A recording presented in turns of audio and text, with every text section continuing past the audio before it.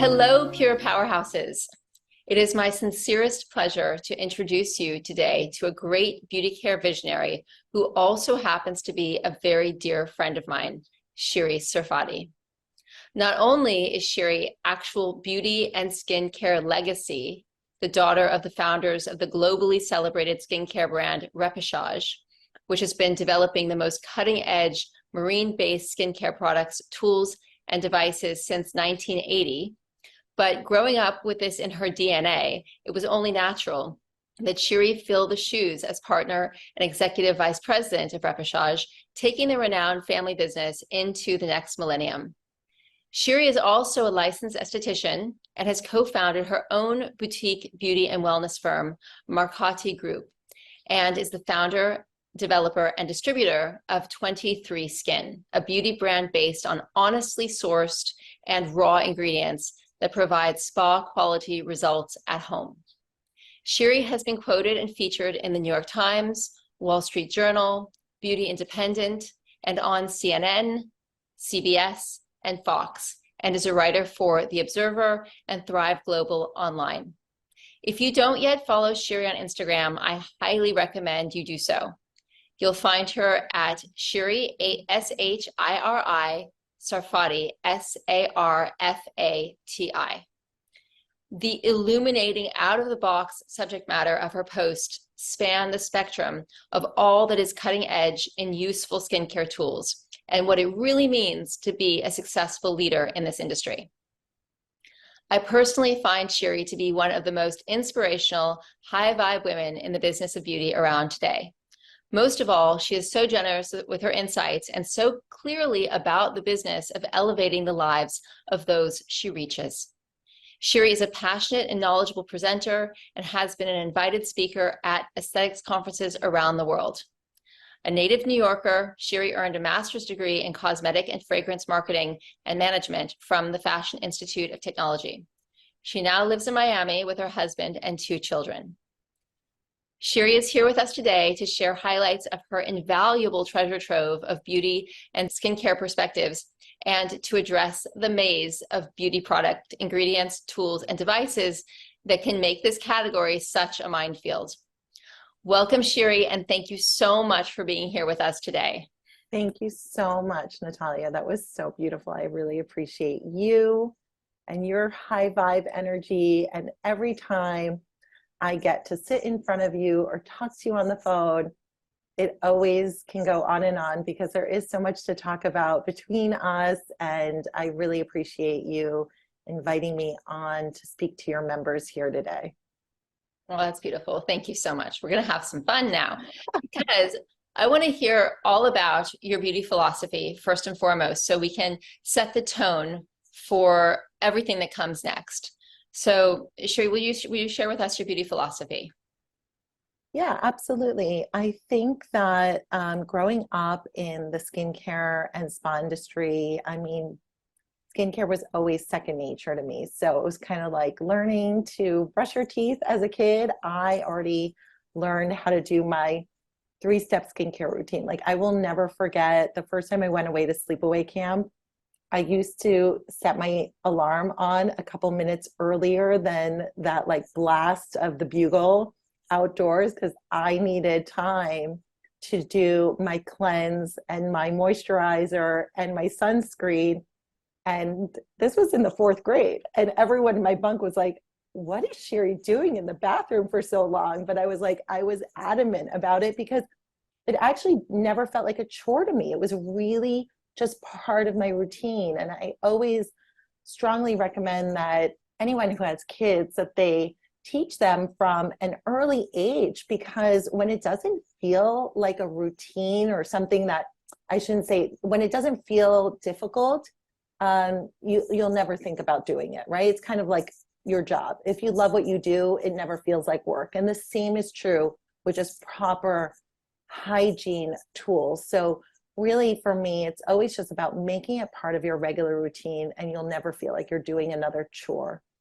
There is not a night that I have ever gone to sleep with my makeup on. Like I don't care how tired I am, or even if I like pass out a little on my bed for a little, I will wake up and clean my skin and before my full night's rest. So it's just second nature. So I love teaching people about creating easy skincare routines that work for them and work for their lifestyle.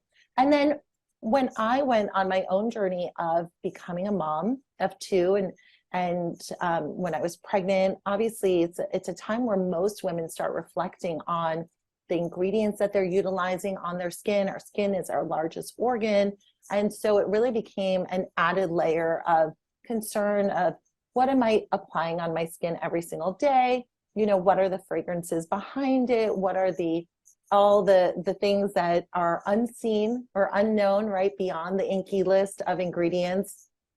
And so that's really when I started creating even my own clean beauty skincare line, which was 23 Skin, which was to recreate this spa experience at home. Because in the spa, we're able to work with really high quality raw ingredients that we mix fresh right before application.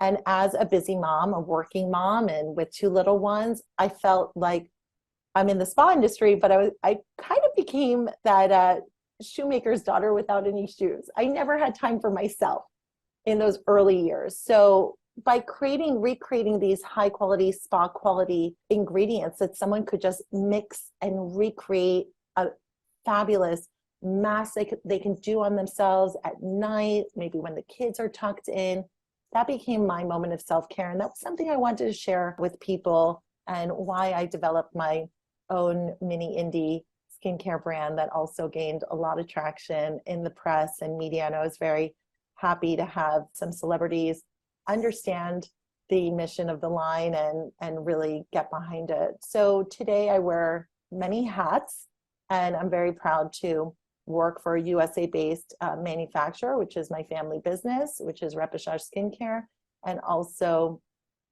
work on something that is more of a direct-to-consumer line, which is 23 Skin. And I really enjoy helping women just achieve healthy skincare goals and get great results. Lovely. And I mean, I know with 23 and of course with Repechage, you only deal in natural, pure substances. So that's just a given across the board. Yes. You know, let's just make sure, I want to make sure everyone knows that. So there's Yes. not even like a question that this is, you know, this is good enough to eat sort of thing, as it were. Oh yes, I've had many a time where my kids used to get hold of my Repechage Sea Spa hand cream, and they would just start eating it from the tube. And I remember looking at my mom, and she's like, "It's fine, it's okay." And I'm like, "Okay, great, it's totally fine. My baby's just teething and eating his seaweed body cream." It's put to the test. There we go. 100%. That's your research department.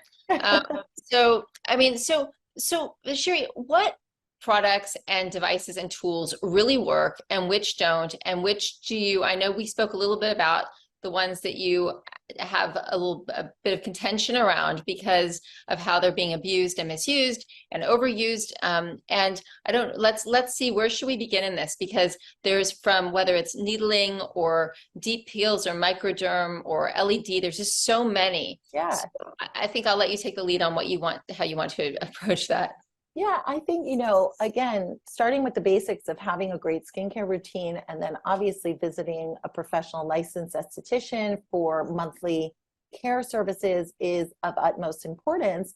But really during the COVID pandemic, when a lot of the spas were closed, a lot of the consumers came to us and saying, well, we want to do something more. We want to create something more professional at home. And this is when we really started allowing our professional devices to be sold directly to the consumers so that they can take care of their skin on a regular basis, utilizing some of these beauty tools. And the beauty tool category has exploded. Actually, 75% of female consumers currently use or are interested in trying a skincare device. So this category just became huge. And I really attribute it to starting during the pandemic. I think skincare became a growing category. I don't know if it was all the Zoom calls that we did and people were really looking at their skin more, or was it the reason that they weren't able to visit their professionals or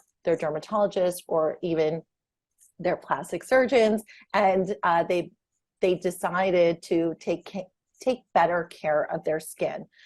So I just love a lot of these at-home devices that are gentle enough, I should say, to be utilized at home.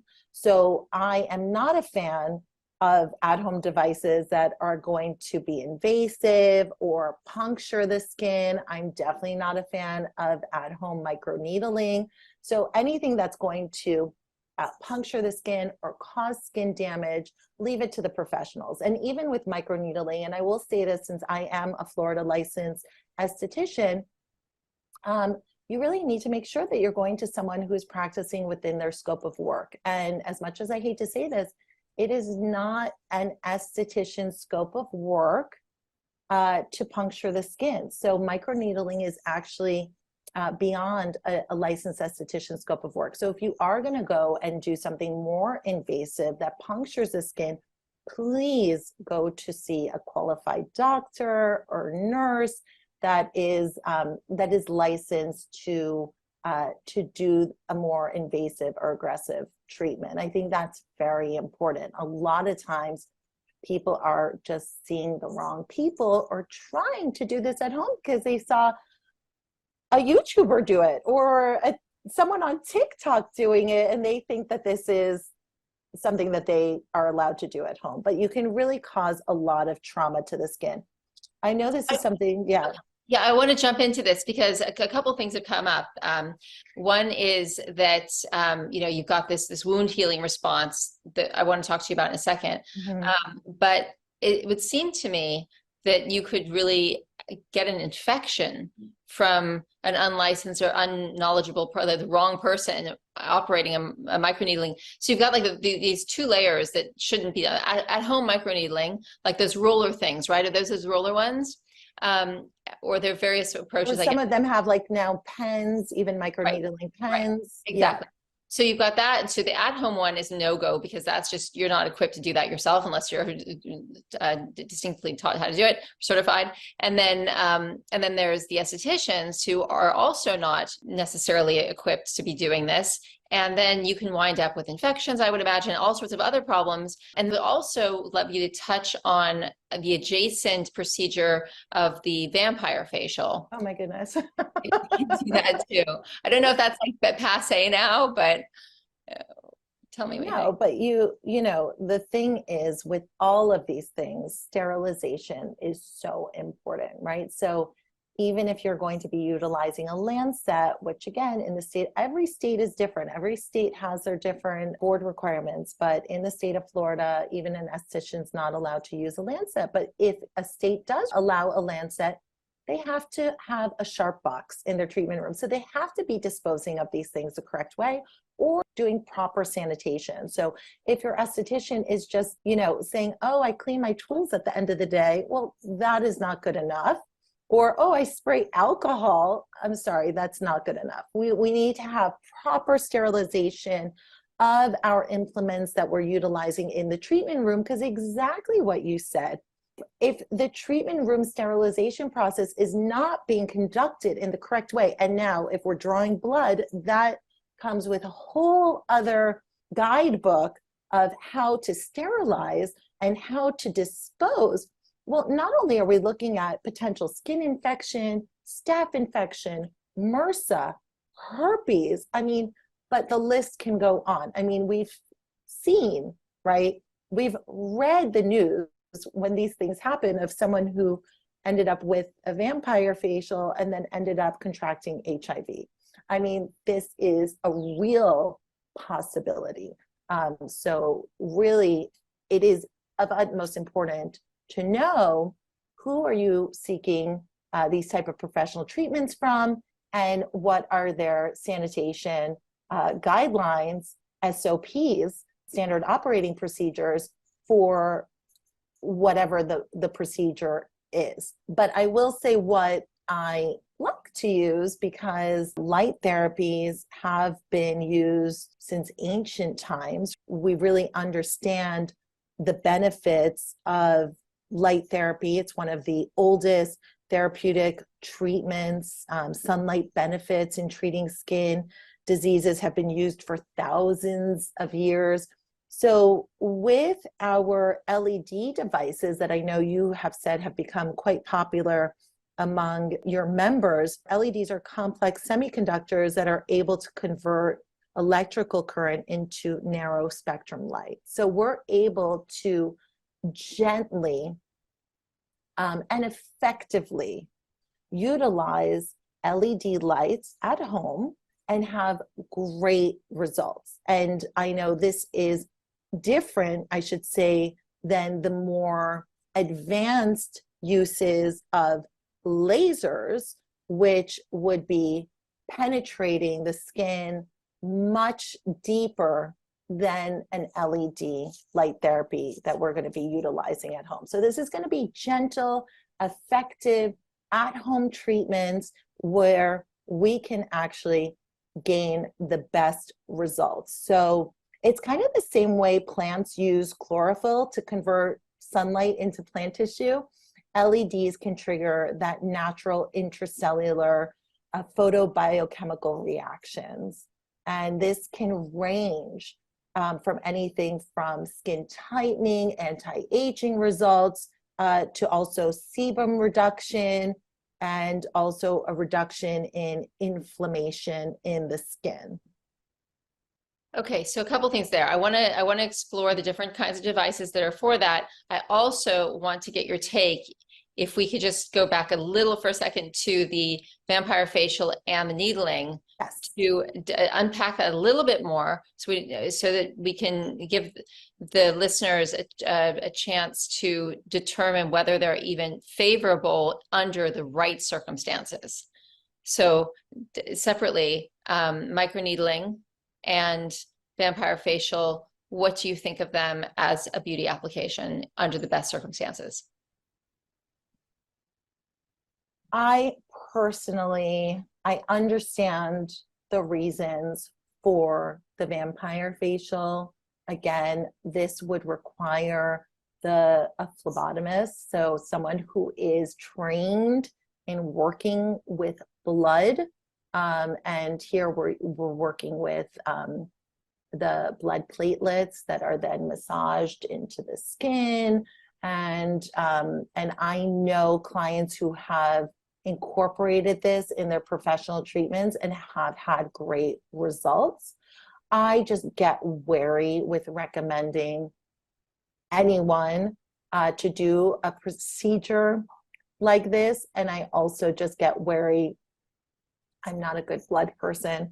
I just don't like to draw blood unless it's required. And then to apply it to my skin, it just seems, like it's one of those hyped up treatments because a Kardashian talked about it and then everyone and their mother wants to learn about it. I think that we can get better and greater results through muscle stimulation, through light therapy, and through even manual massage manipulation on the skin. I really don't think it's necessary to go to the extreme of drawing blood, and I think the contraindications are far more riskier than beneficial, is my take on it. I'm so glad you said that. I wanted it to be aired. I wanted I wanted us to at least open the box and discuss it and like not leave it unpacked. But at the same time, I also think it's like, why would you need to go that far? You know, if you're taking care of yourself properly, that's just ridiculous. But we had to bring it up anyway. Because it's one of those things that are hyped, and suddenly everyone's reading about it. It's kind of like the TikTok trends, right? Like I tried it because I saw it on TikTok, but all those TikTok challenges sometimes get people, in trouble. So they're not always the best advice. So then just to knock the last pin down there in that bloody zone, the microneedling. What I've noticed with microneedling is that I think people's skin tends to get thicker with it. I've never been a fan of it. I've never done it myself. but I know how popular it is. And I know some estheticians who really swear by it.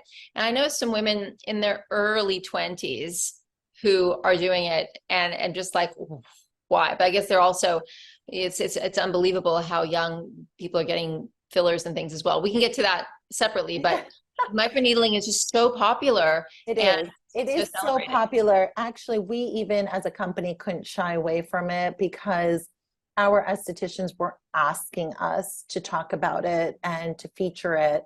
So what we've developed is, okay, if the community is doing it, at least let's help with how to take care of the skin post microneedling. So a lot of the research is stemming from the early 90s, has come out of this philosophy of when you cause skin trauma, your skin has that wound healing response, right? It's a natural wound healing response. So your skin is going to respond to a wound by rebuilding, right? The problem with this philosophy, yes, it might initially work. However, over time, and this is the part, right? It's kind of like, do you want those quick fixes and immediate results, or do you want the longevity and those long-term results? Because over time, if we continue to cause harm and trauma to our skin, over time, our skin will thin out. It will start sagging. It will start wrinkling. You will lose the firmness and the elasticity in the skin. So yes, quick fix, great. But what happens 10 years down the line, 20 years down the line, 30 years down the line? You know, I want my clients to have skin for the long haul. And again, going back to the fact that our skin is our largest organ, like, why are we constantly wounding it? Why do we need to constantly be causing trauma? Let's rebuild the barrier. Let's protect your barrier. And let's not forget that the skin is a barrier. So when you're wounding it, it can't function properly. That's so important. I love that you said that. And by the way, when I said that I think that I know skin getting thicker, I didn't mean thicker as in better. I want to clarify that. I mean thicker as in weird, like almost like not appealing, almost leather, like a thick leather or something. So I just want to clarify that. So not thin versus thick versus thin, but thick versus right. Like, but it will thin out over time, right? So one of the things that happens naturally as we age is skin will become thinner, but by doing these aggressive treatments over time, we're just accelerating that aging process. mm-hmm.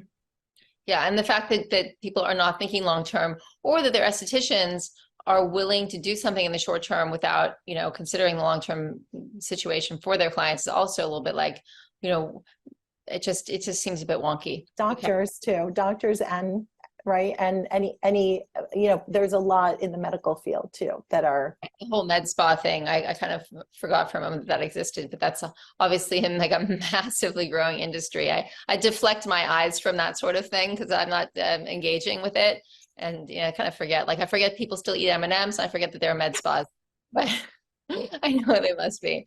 Okay, that's amazing. Thank you for sharing that. Do you want to jump into microderm? microdermabrasion? Microdermabrasion, yeah. I feel like it's not. I feel like it was bigger. It was a bigger topic back in the day. It's just, again, another aggressive type of exfoliation technique. But I don't think that. I think it's definitely waning in popularity. I'm not hearing much about it these days. Yeah, no, same. That's true. And so what I do hear a lot about is the fraxel facial and the photo facial, and these they're like laser, they're treatments A lot that of go, lasers. yeah, they go a lot deeper, right? And the deep peels. So anything in that area you'd like to speak to, like where you have a I mean, I guess this is a bit of the wound recovery situation again, because it's when I've seen people who've had it done, they'll say, "Oh, don't look at me today. I've just had my deep peel, and it's in a couple of weeks, it'll all have healed. And I think it has to do with the collagen regeneration through the wound response of damage. But, again, it's like when you're living this way, when we're cellularly cleansing our bodies, we don't need to worry about any of those sorts of things. I wouldn't dream of having any of these things that we've just spoken about. There wouldn't be a need. But, if you're trashing your insides and you're trying to fix things externally, you'll sort of grasp at straws in that way and do anything you can. But it's quite shocking when if you've actually seen someone who's just had one of those deep peels or lasers done. I can't remember which I've seen now that I think about it, but they're so red and so it's like, several layers but like so much has come off their face. It's like, we're gonna rebuild this face again on top of that. Exactly. Yeah, that is what they're hoping to do. I mean, again, going back to the differences between LED and lasers, I mean, a significant difference is the way the light energy is delivered. So the peak power output of an LED is measured in milliwatts, and the lasers are measured in watts. So they are penetrating far deeper than the LED devices are. So again, the LED, you're still getting that light energy delivered, but in a much more gentle delivery.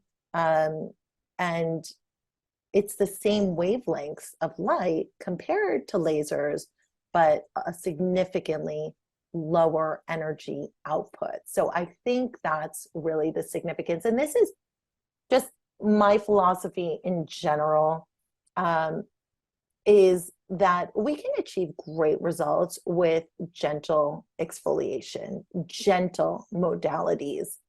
And there's no real need to have a deep chemical peel where you're just peeling off layers and shedding off layers of skin.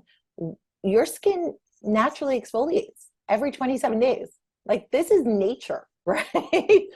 We don't need to push beyond this much further. We can just help it. We can nudge it a little with some gentle exfoliation. So we're just helping our natural process versus taking it to the edge, if that makes sense. Yes. And in terms of that, since it is a much lower, a less invasive degree of LED, I know you guys have the wonderful wand that combines the LED with the electromagnetic pulsing. How often would those using a wand at home, and I did put the repechage device on our recommended list. So in terms like how often, if someone were to get that, how often they should use it in order to really get the best benefits and best skin response from it. And then in terms of long-term, so like maybe getting it going and then maintenance, what is the commitment with that? And to really see the results that, that you've seen. I mean, you're really getting the best of both worlds, because you are getting the electrical muscle stimulation combined with the LED light therapy.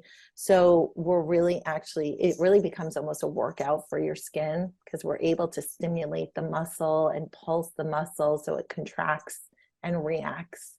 And this is really important. I say, even for my clients that do Botox, obviously not initially immediately after the Botox, but we want to make sure that your muscles are still being stimulated. Otherwise, they're going to atrophy. You're going to have volume loss. So it is very important to do muscle stimulation, whether it's through mechanical devices or whether through manual manipulation. And we can do a lot with our fingertips as well. But this is something that you can utilize on a daily basis. Okay. Really, Shiri, I'm going to start doing this on a daily basis. Well, you can. It really doesn't take more than 7 minutes. But then if you really like, I just can't find the time. I mean, start off small, start off 2 to 3 times a week, and then you can work yourself up to utilizing this type of manipulation on a regular basis. And again, you don't have to use a device. I just think devices are easier for our clients to understand, and they kind of do the work for you than to know exactly correct massage movements or correct muscle stimulation utilizing your fingertips. And people, I think, just get bored. But for the Like, laser, how long am I going to do this for, Shiri? but right, having a most amazing facials at Repassage, I know that they definitely know what they're doing with their hands there. But in terms of having the device for the LED light, we do need, of course, we need that. So to have the device, incorporated, having the LED with the electropulsation, that makes it very handy. I mean, are you getting the same kind of light when you go into the sun? For example, I do a ton of sunbathing. I'm getting a lot of that red light just through my sunbathing. I know a lot of people are afraid of the sun, and this group is a lot better educated around, caring for their skin and also getting ample sunlight. We're humans, the sun is what gave us life so many years ago. So, I mean, the best protection against sunlight, right, is just not going during peak hours, so you can get a lot of great sunlight. And obviously the sun today is much stronger than it was back in the day. I mean, I know my dad, he grew up in Israel, and he told me we used to spend the whole day on the beach and like nothing wouldn't ever get burned. And now he's like, I spend an hour on the beach and he's red like a lobster, and he has more melanin than I do in my skin. And he's just, the sunlight is so different today. So yes, is there a safe way of getting wonderful light therapy? 100%. Just don't go during peak hours, especially here in South Florida, right? Yeah, but it's because, I find that my skin is very taut, and I'll be 48 in 2 days, and I don't feel there's any like real change in you. I've never had anything done. I've never had, a peel Yeah. or never get Botox or any of that stuff.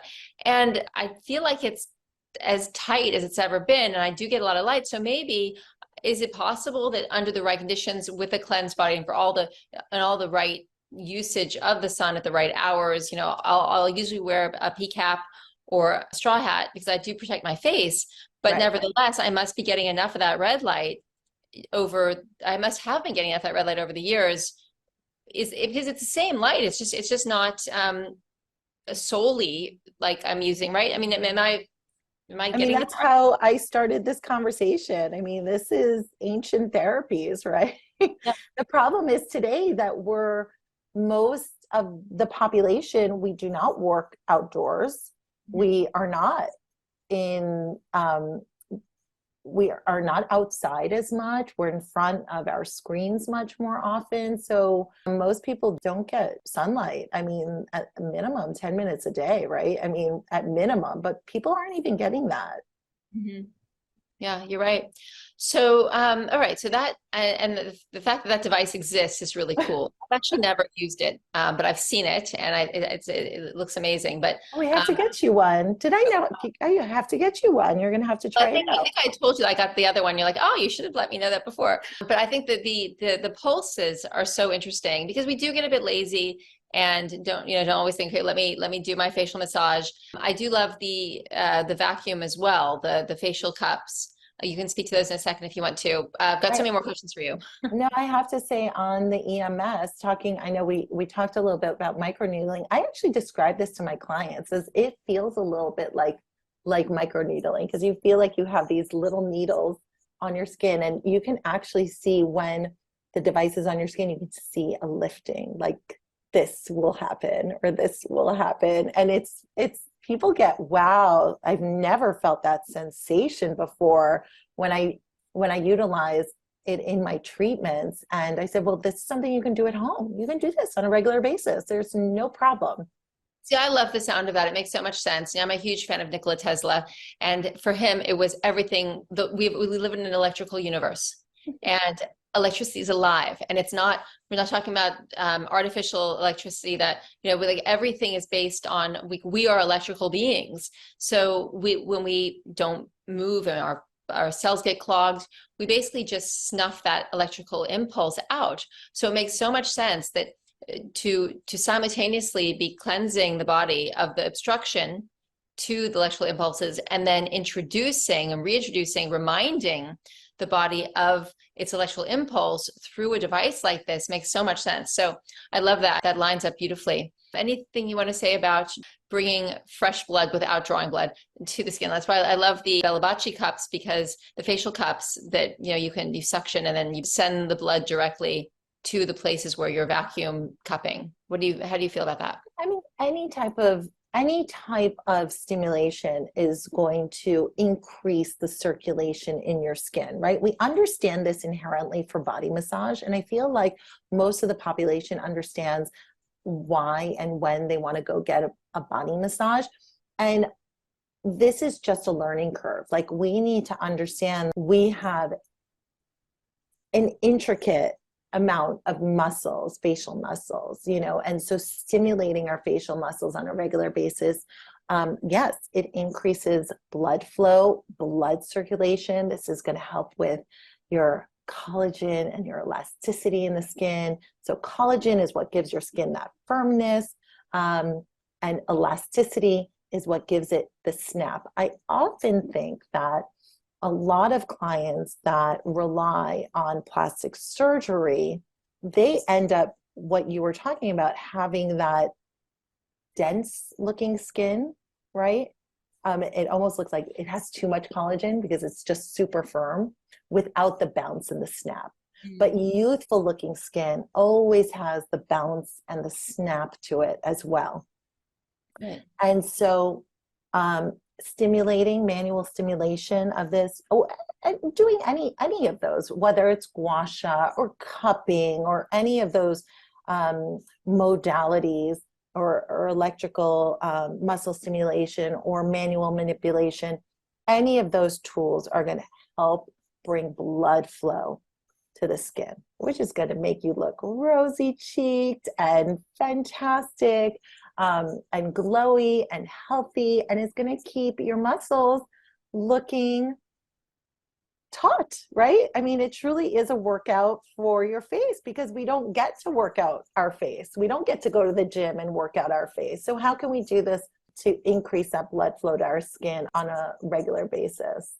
Right. I love that. And with anything, just knowing how to use it, because a lot of those cupping devices, if you don't know how to use it, you can cause bruising on your skin. Right. If you overdo it, if you I've seen that happen. Or if you don't know how to Right. use it, you can cause bruising. So I would like to avoid that type of bruising, because bruising is trauma. So we want to increase blood flow, but we don't want to cause bruising.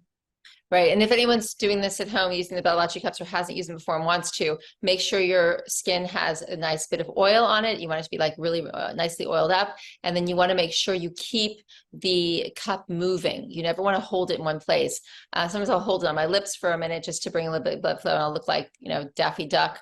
But that's the only place I would do that. Otherwise, wherever you leave it for too long, it will get really red and could cause bruising.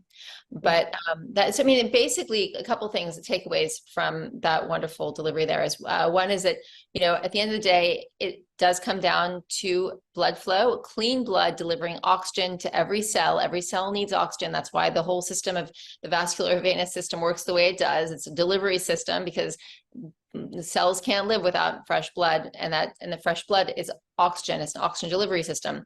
And if your cells and if your blood is not in its cleanest, it's not going to be able to deliver that oxygen. So clean body, clean blood, lots of flow, lots of oxygen, getting to every cell and moving, preventing stagnation, avoiding stagnation, knowing that things left alone will stagnate, and the deterioration cycle, that decay cycle will ensue should it not be, you know, seen to. So yeah, I just heard this thing that it's like sitting is the new smoking, right? Like we all know smoking is bad for you, and many of us gave it up in the 80s. But sitting is the new smoking, because people are just not moving. And we never sat like we never had chairs until the advent of, of whatever people started. I mean, I'm guessing sometime after the agricultural revolution kicked in, because people were squatting and they were bouncing around, and probably sat like grasshoppers most of the time. So yeah, we weren't, if we were sitting, we were either squatting or our body was on the earth getting the electromagnetic energy from the earth. So there's, yeah, I like that. But I guess that explains why so many people use the standing desks now and all of that. Some people, I Yeah. think, use instead of just a standing desk, they're on a treadmill. Oh, I But saw. Yeah, I know a few people that do that. They're working on their treadmills. I don't know. I feel like there's too much bounce for me. Like I feel like that would be difficult for me to be walking and typing an email. I don't know if I could do that just yet. I'm not that coordinated. or maybe they're taking their Zoom calls and things that way. Right, But the right. bottom line is it's the stagnation that creates 100%. calcification, and the cells don't want to be lazy. Don't make them be lazy, and then you won't have to do ridiculous things, And Yeah. I mean, look, I feel like this is gonna, I lived in Japan in my early 20s, and I remember going to a public toilet, and I walk into the stall, and there's just two little grooves to put your feet on and a hole. And I was like, what am I supposed to do right now?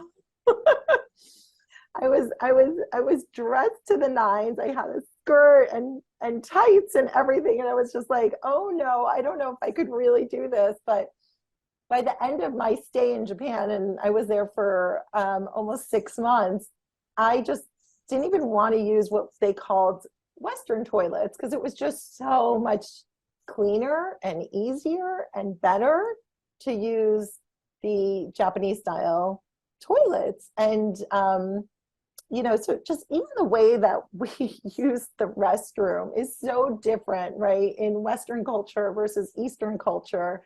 And some of the things that we take for granted, I think, right, or other cultures take for granted, I mean, we've just, I don't know what to say, like bastardized them. Like we've made more complicated and more difficult and less to our nature of things. Mm-hmm. And that's probably why a lot of people, like, I know when my kids can't go, I tell them to get up on that stool and squat. Mm-hmm. Good for you, Mama. Yeah. They bastardize those things, and then they also have made a bad name for things that were used like enemas historically over the centuries. It's like, what do you mean I'm going to put water up there? Then you're going to ruin your floor. But they've been doing this since the Egyptian days. It's a really good point. I'm glad you brought that up. So everybody get to squatting, or at least get a stool out. I call it the stool for your stool. I know we have to change all the bathroom stalls in our house, right? It's just the simple things sometimes, and you don't realize them sometimes until you travel. And I think that was one of my things that I really enjoyed doing. Is I traveled to over 25 countries by the time I was in my early 20s, and you really get an incredible worldview when you travel and you experience other cultures, and when you're not just visiting but really immersed in the cultures, it makes a huge difference. And I think that having that world perspective has really changed my perspective on a lot of things. In Western cultures, we just think, oh, that's the way things are done, and it's not true. Yeah, great point. Americans need to get out there and check things out a little bit for sure. Yeah. I want to talk to you about Botox.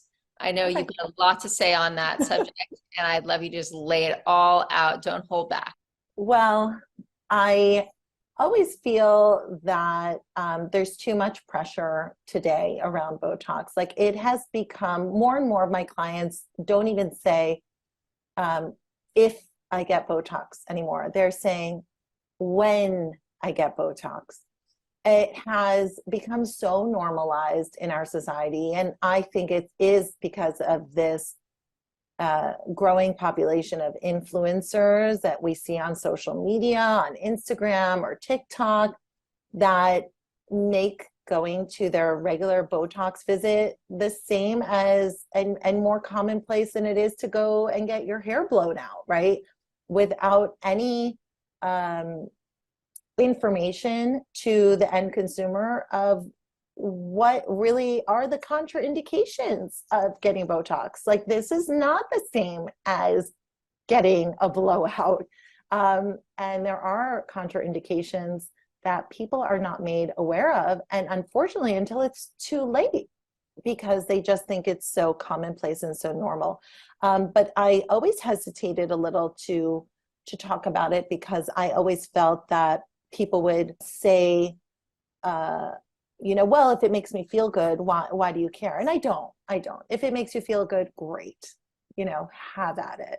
But I do also want to be a voice in the skincare community that is also sharing advice that you don't need to get it to have great skin, have great results, and also be confident. Be confident. It's okay to have a wrinkle. It is okay to have smile lines. It's okay to age gracefully, and feel good about it. I think also some of my conversations around it, a lot of clients that I see getting Botox, it doesn't help their confidence level. They're still adding the filters on their Instagram account. And there's nothing wrong with filters, but you would think that if you're doing this, that you would have maybe extra confidence. And trust me, everyone loves a good filter. I love a good filter. There's nothing wrong with a good filter. And but the truth is, then, if we're talking about confidence, is it really helping the confidence? Okay, that being said, right, just I would like to stop normalizing it. If you want to do it, great, but don't feel the pressure of having to do it. And there are contraindications doing this. I mean, the fact is, people will say, oh, it's totally fine, the FDA cleared it. Well, the problem is that they didn't clear it to the use case that we're utilizing it today. They cleared it for a use case that is once. Now people are going into the clinics every 3 months. This is not what was studied and how it's being used. It is overused, it's abused, it's addicting. I think it's addicting. It's kind of like getting blonde highlights and then suddenly one day you're platinum.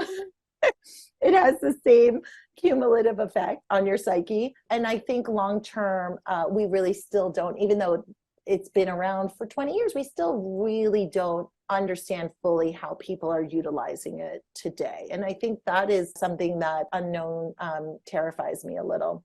That being said, things that we can look out for, obviously the downside of Botox is, okay, slight bruising if your injector went a little too deep.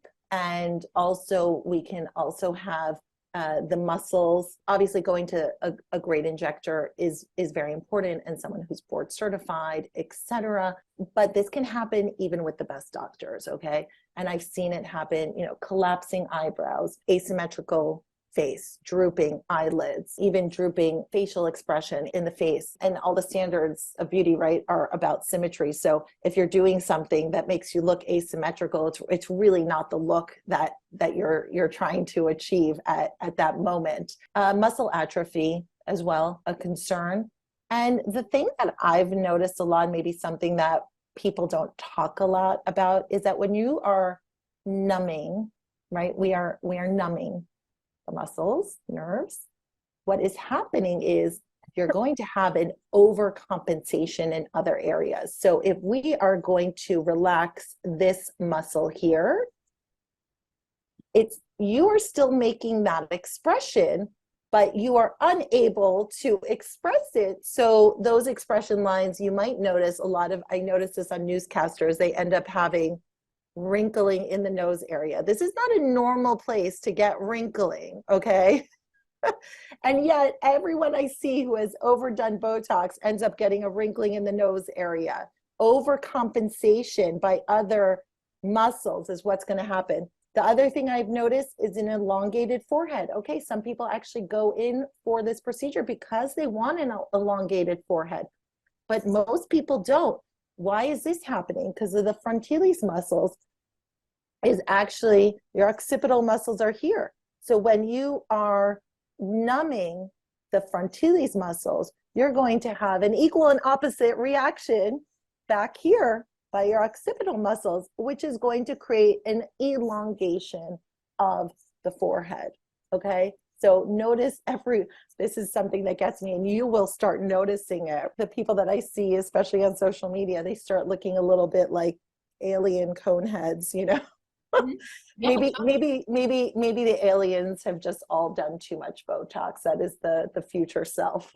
that must be really negatively impacting the cerebral spinal fluid, because there's a pinching happening at the base of the cerebellum and everything. I mean, it just seems like there's all sorts of things happening in the skull, and that would affect the spinal cord and could give you headaches and other problems, and maybe even impact hormonal secretions in a negative way. It just seems like a domino effect, a house of cards.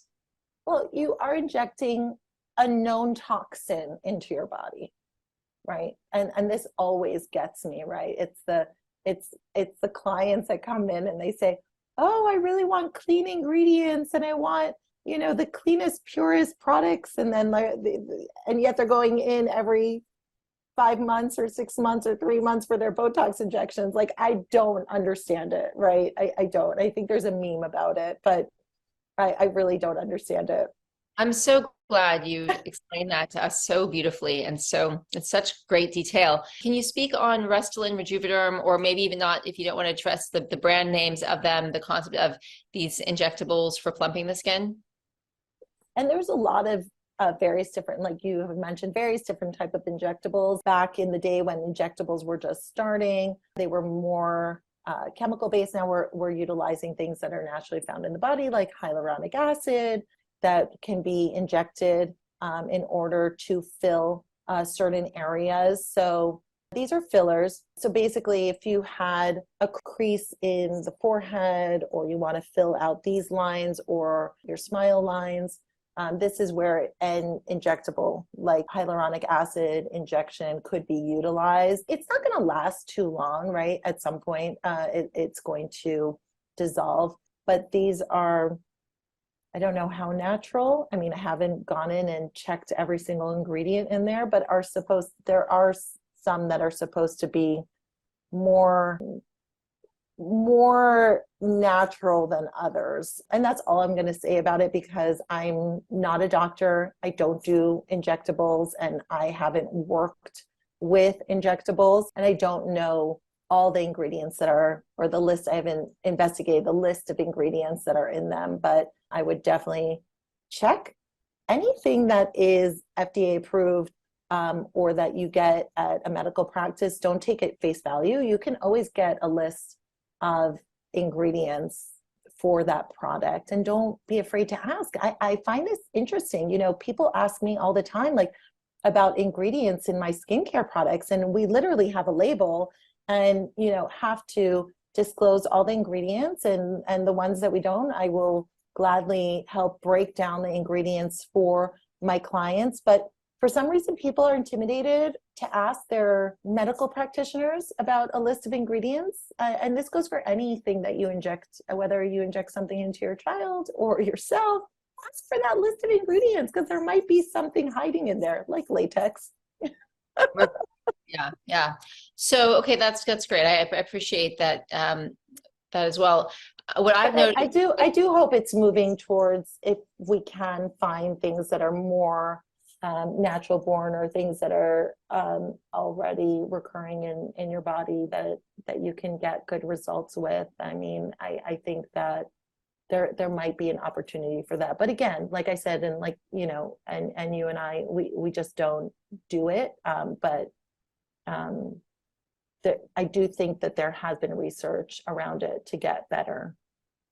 well, because in the sort of historical injections, I don't know how things have evolved since, but I noticed that people who were getting these injections regularly would get these little clusters, and I perceived it to be the residue, the unabsorbed part of the substance that was injected. So it'd be like these, you know, they might just have a fresh injection, but yet there'd be like these, almost like the skin was clustering in areas where let's say there was a district, almost a sediment, maybe that's the way to put it, like a sediment that resided, was lodged in the skin tissue. And so whatever aesthetic benefit you might be getting from the plumping or the wrinkle removal was, offset by this sediment that looked really unappealing. So I don't know. I just think again, it's short-term, long-term benefit, and you and I are on the same page. It's like all about the long-term, and everything we're doing should be sowing the seeds for the most glorious garden. And, in the decades ahead, we want to have beautiful skin in our 80s. Yeah, no, and I agree with you. I mean, I think back in the day, people were, putting silicone in their bodies, and obviously this would dissipate because this would just stay in your body. So yeah, and the kind of coagulation of any of these ingredients can obviously happen, which, I've seen people are like, oh, you need to massage it, you need to move it, but you don't want to move it around too much because then it'll go to a wrong area. So it is very dicey. And I even know I've seen clients who will remove their own fat, to put into areas that they want plumped up, like the nasal foveal lines. And I've seen this fat even, oh, it's my own fat. It's fine. It's healthy. But then this fat kind of starts drifting off to the side and goes to an area that you didn't intend it to be in. I mean, there are so many complications to this. So yes, even the most natural and injectable, like you would think, is my own fat that I'm just going to remove and reinsert into another area of my body. Of course there's contraindications to this, right? This is still a medical procedure, 100%. Yeah. I've heard that happen with freezing fat and with lipo, because like if you freeze the fat, apparently the fat cells are dead. But so you'll have fat accumulate in the weirdest places, like, I don't know, like on your arm or on your funny place in your back, or maybe popping out of who knows where, out of your foot. But because it's got to go somewhere, but it can't go there now. It's the obvious place where, fatty tissue would normally be. So you wind up completely, offset. But, yeah, but I mean, and the other thing is that the injectables that are going to dissipate, at least aren't staying in the body, hopefully, those will resolve over time. It's to land up in the gut, so you can get a few colonics or use your enlightener to help ease their passage out of the body. Otherwise, correct. I mean, they will just reside with all the other acidic matter in the tissue. 100%. So interesting.